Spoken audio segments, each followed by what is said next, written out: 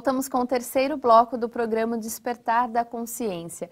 Se você ainda não faz parte do Clube Amigos da Boa Nova, anote o telefone. Qual é, Sebastião? 0800 12 18 38. E o objetivo da TV Mundo Maior é a cada dia fazer novas parcerias, para que nós possamos levar a efeito a mensagem que ilumina e liberta a consciência.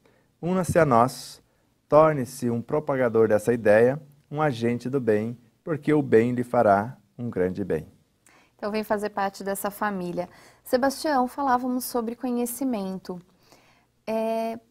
O conhecimento, ele pode ser acelerado ou unido ao tratamento terapêutico, ao tratamento psicológico, esses vários tipos de terapia que nós temos aí à disposição do ser humano, isso ajudaria no nosso conhecimento?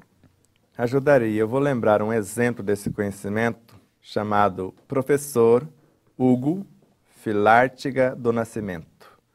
Uma biblioteca viva, um ser humano incomum, um professor de medicina incomparável, e ele nunca foi médico. Ele é um cirurgião dentista que fez mais de 30 cursos na área de anatomia, fisiologia, embriogenia, etc., dando aula desde a veterinária à psicologia, e não parou por aí.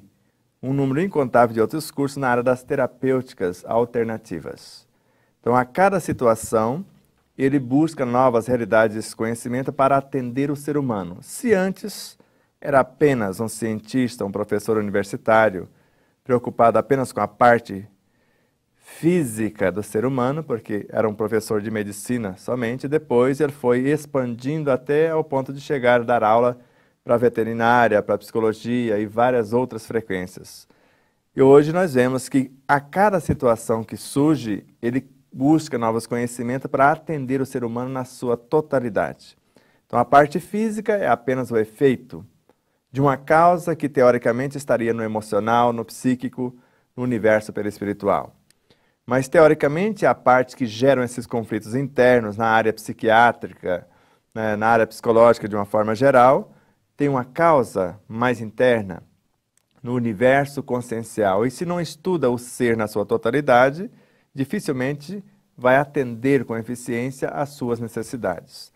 Se atendermos o efeito com a alopatia e outras técnicas para acalmar as dores físicas, nós estamos apenas adiando uma realidade que precisa ser resolvida.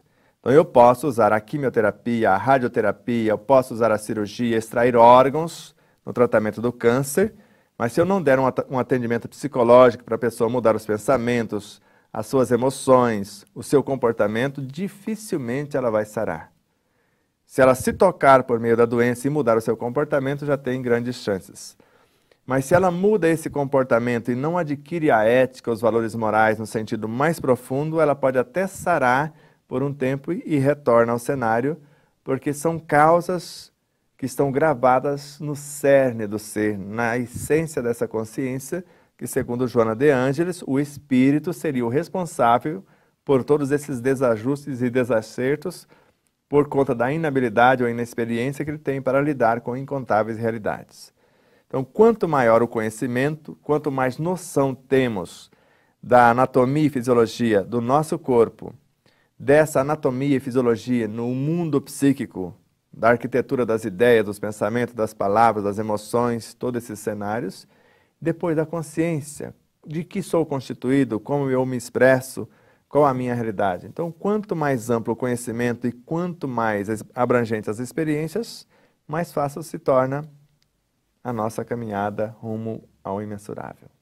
É importante, então, para quem busca o conhecimento, buscar o estudo e, se ela gosta, se ela conseguir se adaptar, o tratamento terapêutico, por exemplo. Exato. E nós podemos, como nós já fazíamos, eu e ele, estudar várias realidades e explicar à pessoa. Fala, isso eu estou colocando à sua disposição, a bioenergia e várias outras frequências do ensinamento universal que está à disposição de todos nós. Mas colocamos para a pessoa que ela pode ser o seu próprio médico inicialmente e depois não mais adoecer. Porque curar-se é um mecanismo quase que obrigatório do ser humano, porque Deus não criou doenças. Ele só vai colocar no lugar aquilo que ele tirou do lugar.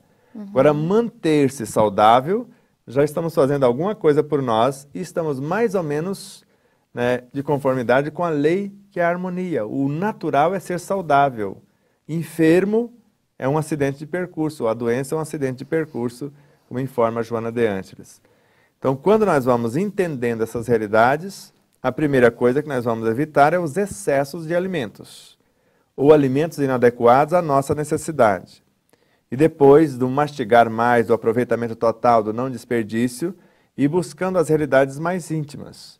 Eu posso macerar uma planta, fazer um banho, fazer um chá, fazer incontáveis coisas para acalmar o meu físico.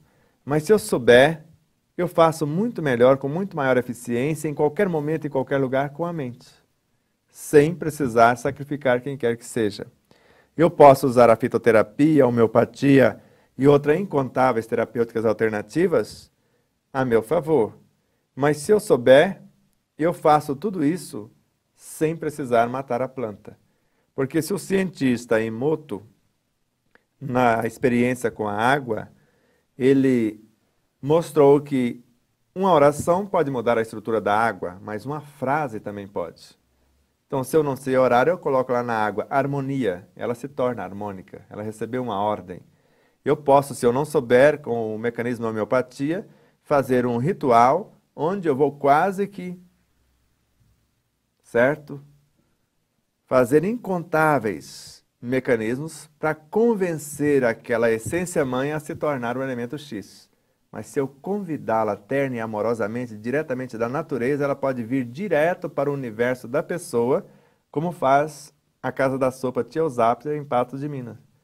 Eles não precisam mais fazer a fitoterapia, nem a homeopatia, eles convidam os elementais, as forças e essências da natureza, sob a orientação de Bezerra de Menezes e Eurípides Barçanufo, para vir direto para a mente, para o perispírito, para o universo biológico da pessoa. Então, quanto maior o conhecimento, mais possibilidade teremos, sem sacrificar, sem prejudicar, e aumentando as possibilidades de cura de forma infindável, se assim podemos dizer. E isso é pela consciência, né? Você não precisa colocar ali uma etiqueta escrita harmonia no copo. Não precisa mais. Essa etiqueta ainda é um amuleto. Você pode convidar ali agora já sem nada disso. A consciência até essas consciências menores e convidá-las a participar do meu contexto para aprender comigo e auxiliar-me naquilo que elas sabem fazer. E nós vamos fazer essa parceria saudável, onde todos saem enriquecidos. Que é o processo de fluidificação das águas que nós bebemos. Normalmente tem isso nas casas espíritas, né? Nas casas espíritas nós entendemos como água fluidificada. No catolicismo, água benta.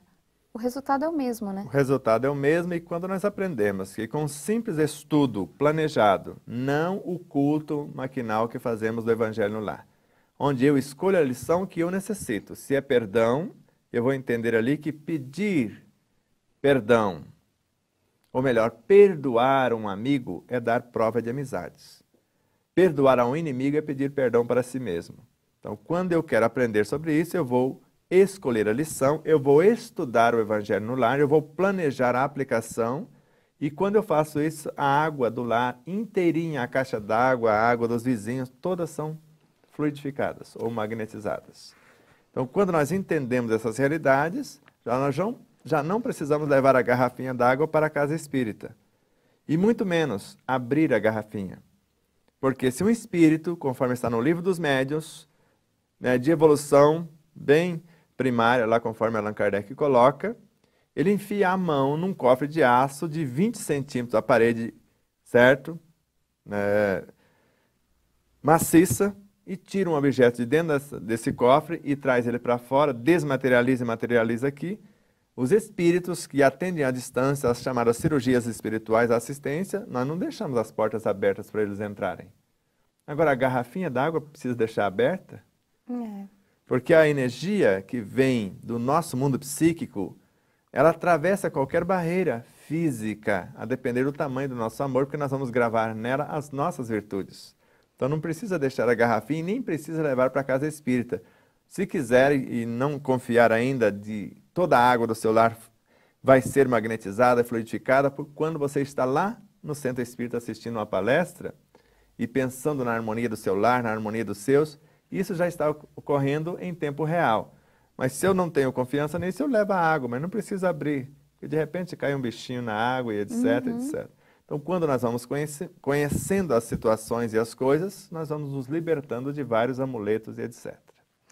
Sebastião, nos seres humanos que já conquistaram a razão, como é que funciona as leis que explicávamos então no programa anterior? A lei da atração, da gravitação e repulsão e tantas outras leis que nós temos. Conforme a questão 888A, e mencionamos ela em programas anteriores, o amor é a atração entre os seres vivos e organizados. Então ela só muda agora o nome. Nos seres vivos e organizados, a atração é a lei de amor. Por meio desse amor manifestado é que nós vamos atrair, entre aspas, os iguais para formarmos uma equipe para depois ensinar os contrários. Porque o ser que se propõe por meio da atração, dependendo do que ele propõe, ele vai atrair os contrários. E não tem nada de errado o professor atraindo o aluno. Agora, dependendo do que ele propõe, ele vai atrair o semelhante. Um professor somando-se com outro professor para formar uma escola, por exemplo, e depois vai atrair os contrários. Então, a lei de atração no universo da razão, ela vai mudando os nomes. O instinto é um mecanismo natural até uma altura.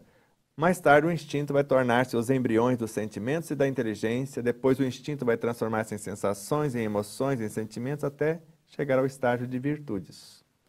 Tudo bem, Sebastião. Vamos para mais um intervalo. Voltamos daqui a pouquinho.